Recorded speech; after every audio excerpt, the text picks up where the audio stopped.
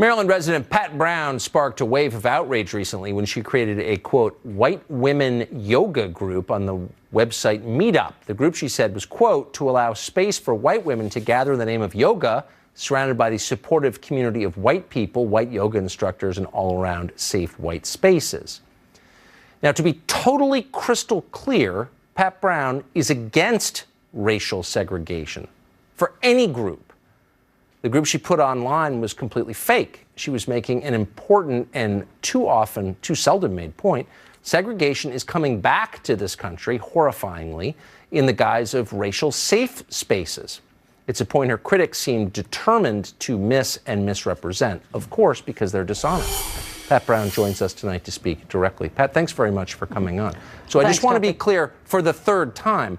You are opposed to the growing racial segregation in this country, correct? Absolutely. You know, I grew up in the time of Martin Luther King saying he had a dream that he wanted equality and he wanted everyone to be together. He wanted his children to be judged by their character and not their color. He wanted black children and white children to hold hands and be brothers and sisters. And it was going in that direction as I grew older. Yeah. And then we had the Civil Rights Act of 1964, which told people you cannot have a business, you cannot serve the public and put out a sign that says one race only. In that case, in those days, white only. And then things were getting better. And in 1979, I married a black man. I never thought twice about it. And then I had children. I have two biracial children, and I have one black child who was adopted. And we went on with our lives. Was there problems along the way? Of course, you run into that as time went on. My husband did file an EEOC lawsuit against the company who did discriminate against him.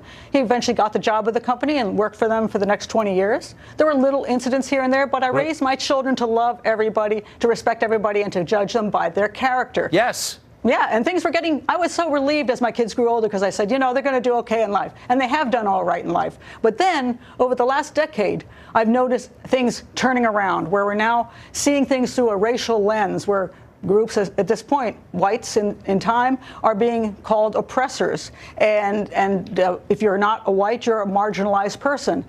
And it has just gotten so out of hand. So, and I have a granddaughter now who I call a PONEC, a person of not enough color. And she's going to be running into these kinds of things because now she's too white and not black enough. So I've just seen this over time. Well, Meetup came along, and they kept sending me advertisements saying, you could join this group, you can join that group. And I'm going, but these are all black-only groups, or people of color-only groups, or African-American groups. And then I found out there were hundreds of these on the internet across our country. And this is a direct violation of the Civil Rights Act of 1964, because Meetup is a multi-million-dollar business. They made, I think, $14 million last year, $50 million, and they rent storefronts, essentially, in their internet building. They rent these storefronts, meetup groups. People pay for them. Yes, and in turn, if you have a meetup group, you can charge membership fees like a gym.